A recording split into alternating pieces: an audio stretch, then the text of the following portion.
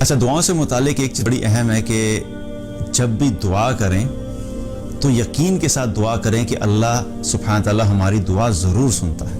وقت آگے پیچھے ہو سکتا ہے لیکن اللہ کی طرف سے دعا کا جواب ضرور آتا ہے. اور ایسے کئی واقعات ہیں کہ جب انسان سنتا ہے تو انسان حیران رہ جاتا ہے کہ اللہ سبحانہ تعالیٰ نے لوگوں کی دعائیں کیسے کیسے سنی.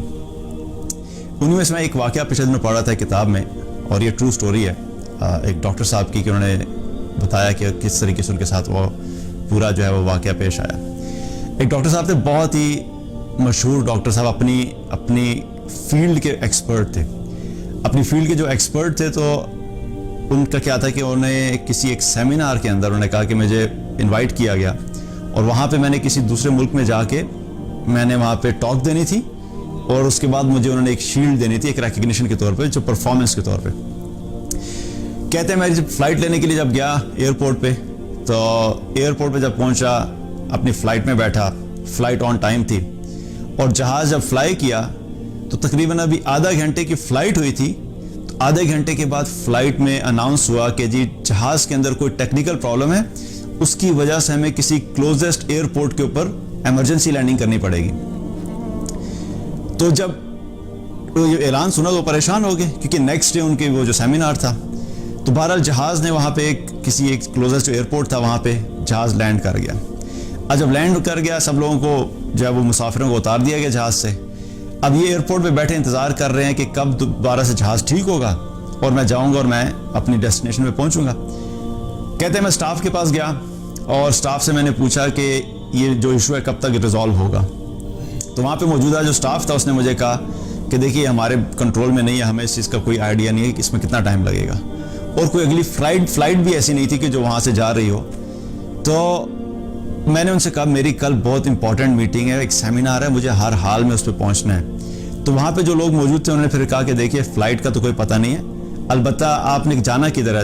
انہوں نے بتایا جی فلاں شہر میں جانا جہاں پہ فلائٹ جا رہی تھی. انہوں نے کہا آپ یہ کام کر سکتے ہیں کہ یہاں سے وہ شہر تقریباً 6 سے 7 گھنٹے کی ڈرائیو پر ہے، آپ ایک گاڑی لیجئے رینٹا کار اور آپ جو اس پہ چلے جائیے. ڈاکٹر صاحب کہتے ہیں کہ میں خود کیونکہ لانگ ڈرائیو کا کوئی اتنا شوقین نہیں تھا لیکن مجبوری کی حالت تھی، بہرحال کیا کیا کہ وہاں سے گاڑی لی اور میں نکلا اپنی ڈیسٹینیشن کی طرف. کہتے ہیں میں 2 گھنٹے گزرے تھے ڈرائیو کرتے ہوئے کہ اچانک اتنی بارش ہوئی کہ اس بارش کے اندر میرے لیے گاڑی چلانا مشکل ہو گیا. طوفانی بارش شروع ہوگی، اور اتنی طوفانی بارش کہ مجھے یہ بھی نہیں پتہ لگا کہ میں کس رستے پہ چل رہا ہوں. اور جب تھوڑا سا میں آگے گیا تو مجھے یقین ہو گیا تھا کہ میں اپنا اصل رستہ جو ہے بھول گیا ہوں اور میں پتہ نہیں کسی اور رستے پہ جا پہنچا ہوں. تو انہوں نے سوچا کہ میں اس تیز بارش میں اور اس طوفانی بارش میں ڈرائیو کرنا مشکل ہے، تو بہتر ہے میں کسی جگہ پہ رک جاؤں، اور وہاں پہ رک کے جب یہ بارش ہلکی ہوگی پھر میں دوبارہ اپنی منزل کی طرف چلا جاؤں گا. وہاں پہ تھوڑا سا آگے جا کے دیکھا، وہاں پہ انہیں پرانا سا گھر نظر آیا، اور اس گھر کے باہر جا کے انہوں نے گاڑی پارک کر دی.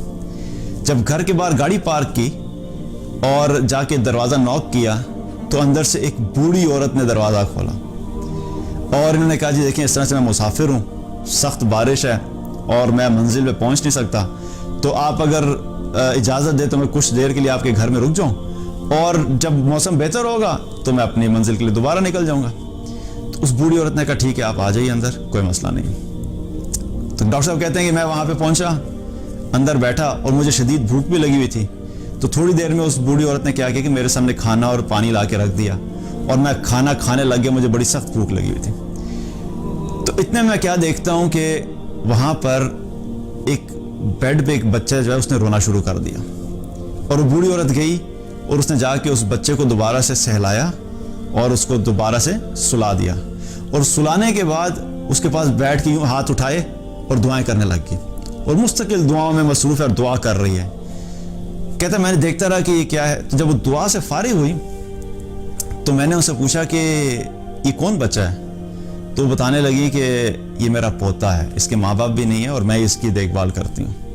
اور انہوں نے پوچھا کہ آپ کیا دعا کر رہی تھی اس کے لیے؟ میں نے دیکھا آپ بڑی دعائیں کر رہی تھیں. کہتے ہیں کہ اس کو اصل میں ہڈیوں کی ایسی بیماری ہے کہ جس کا کوئی علاج نہیں ہے، اور میں نے بڑے ڈاکٹرز کو چیک کرایا اور زیادہ تر ڈاکٹرز نے کہا کہ اس کا ہمارے پاس کوئی علاج نہیں ہے، اور لوگوں نے کہا کہ صرف ایک ڈاکٹر ہے جو اس کا ایکسپرٹ ہے اور وہ اس کا علاج کر سکتا ہے، لیکن وہ ڈاکٹر بہت دور ہوتا ہے، پلس اس کی فیس بھی اتنی ہے. تو وہ عورت کہنے لگی کہ آپ خود ہی سوچئے کہ میں جو ہوں اس ڈاکٹر تک کیسے پہنچ سکتی ہوں اور میری کون سنے گا اس ڈاکٹر کے متعلق. تو میں نے جتنی بھی اللہ سے دعائیں کی آج تک اللہ نے میری ساری دعائیں قبول کی ہیں. بس اب یہ دعا ہے جو میں کر رہی ہوں کہ اللہ تعالیٰ اس کے لیے کوئی ذریعہ بنا دے کہ اس کا کوئی علاج کر دے اور اس ڈاکٹر تک ہم پہنچ جائیں. یہ دعا ابھی تک میری قبول نہیں ہوئی اور میں جانتی ہوں کہ یہ بھی میرے اپنے ایمان کی کمزوری کی وجہ سے. یہ دعا اس لیے قبول نہیں ہوئی کہ میرے اپنے ایمان کی کمزوری ہے. اب ڈاکٹر وہاں پہ جو کھڑا تھا تو جب وہ بات سنی تو اس ڈاکٹر کے رونگٹے کھڑے ہو گئے اور آنکھوں سے آنسو جاری ہو گئے اور کہنے لگے کہ ہما جان آپ کو بتا دوں کہ اللہ نے آپ کی یہ دعا بھی سن لی کہ جس ڈاکٹر کا آپ کہہ رہی ہیں وہ ڈاکٹر میں ہی ہوں. اور اللہ سبحانہ تعالیٰ نے آپ کی دعا ایسے سنی کہ میری فلائٹ وہاں سے چلی. اللہ نے جہاز کے اندر ٹیکنیکل پرابلم کریٹ کر دیا. اس جہاز کو ایسی جگہ پہ لینڈ کروایا جہاں پہ میں سوچ بھی نہیں سکتا تھا. وہاں سے اللہ نے مجھے گاڑی میں بٹھایا اور گاڑی میں بٹھا کر مجھے راستے میں لے کر آیا اور آپ کے گھر کے قریب ایسا بارش اور طوفان ہوئی کہ اللہ سبحانہ تعالیٰ نے میری گاڑی کا رخ آپ کے گھر کی طرف کروایا اور مجھے آپ کے سامنے لا کے کھڑا کر دیا ہے. اب میں آپ کے اس پوتے کی جو ہے وہ خود سے علاج کروں گا اور اللہ سے امید ہے کہ اللہ تعالیٰ اس کو شفا عطا فرمائے گا. تو یاد رکھیے کہ اللہ سبحانہ تعالیٰ دعا جب سنتا ہے تو اللہ خود راستے بناتا ہے, اللہ خود اسباب بناتا ہے. ہمیں دعا کرتے ہوئے ہمارے دل میں یقین ہونا چاہیے, دعا کرتے ہوئے ہمارے دل میں اخلاص ہونا چاہیے, دعا کرتے ہوئے ہم اللہ کو اس طریقے سے پکاریں کہ اللہ سبحانہ تعالیٰ تک بات پہنچے.